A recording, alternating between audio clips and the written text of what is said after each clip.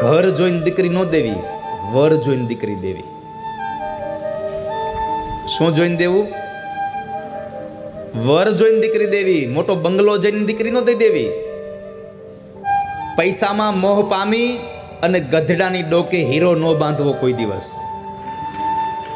જ્યારે દીકરી માટે વર નક્કી કરવાનો વારો આવે ત્યારે માં રૂકમિણીએ કીધું છે કે દીકરાવાળામાં શું જોવું.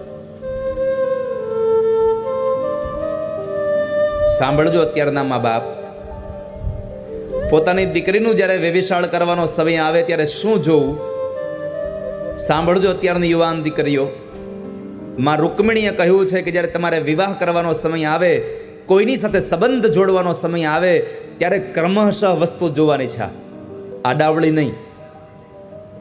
સાંભળો, સૌથી પહેલું કુળ જોવું, ખાનદાની કેવી છે.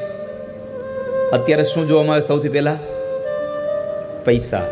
પૈસાવાળા છે તો કરાય ના. અહીંયા માં ભગવતીએ ના પાડી છે કે પૈસાવાળાનું સ્થાન પેલું નથી, પેલું ખાનદાની વાળા લોકોનું સ્થાન છે. ભલે ઝૂંપડું હોય પણ જીવનમાં ખાનદાની હોય તો એવાના ઘરે દીકરી દેવી. પેલા કુળ જોવું, પછી એનું ચારિત્ર્ય જોવું, શીલ. આ સંસારમાં સ્ત્રીઓનું સૌથી મોંઘામાં મોંઘું ઘરણું હોય તો એનું ચારિત્ર્ય છે. કદાચ તમે મોંઘી સાડી નહીં પહેરો, મોંઘા કપડાં નહીં પહેરો, મોંઘા ઘરેણાં નહીં પહેરો, પણ તમારું ચારિત્ર્ય સારું હશે તો સમાજમાં તમારી કિંમત થશે. બાકી તમે અબજો રૂપિયાના ઘરેણાં તમારા શરીર પર ધારણ કરો, તમારું ચારિત્ર્ય સારું નહીં હોય તો સંસારમાં તમને કોઈ નહીં બોલાવે વાલા. તમારું શીલ, તમારું ચારિત્ર્ય સારું જોશે.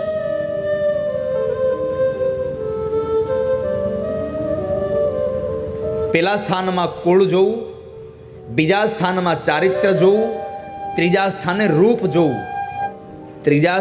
રૂપ જોવું.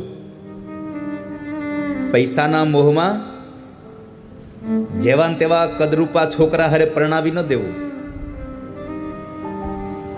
અત્યારે તો ક્યારેક તો હું લગ્નમાં જાઉં ને જોડકું જોઉં તો મને થાય કેમ આ બંધ બેઠું હોય છે. પછી ખબર પડે ઓ આ તો બધું પૈસામાં ગયું છે, બધું પૈસામાં ગયું છે.